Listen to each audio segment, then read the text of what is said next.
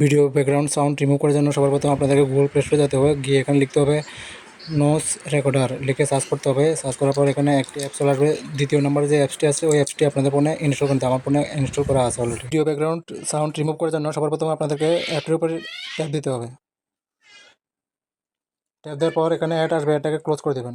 Close করে দেওয়ার পর এখানে প্লাস আইকন আছে, প্লাস আইকনের উপর ট্যাপ দিবেন। ট্যাপ দেওয়ার পর এখানে অডিও লেখা আছে, অডিওর উপর ট্যাপ দিবেন।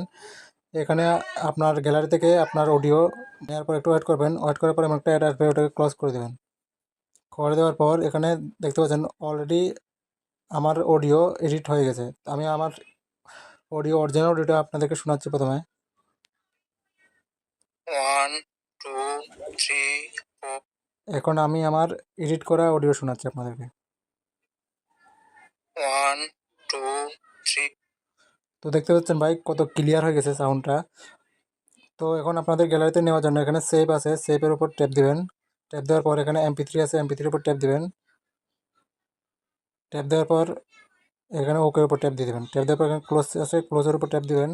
ট্যাপ দেওয়ার পর অলরেডি আপনার গ্যালারিতে আপনার অডিও চলে গেছে। তো ভাই আমার ভিডিও যদি ভালো লাগে আপনাদেরকে আমার চ্যানেলটিকে সাবস্ক্রাইব করে দেবেন এবং ভিডিওতে একটা লাইক দিয়ে দেবেন।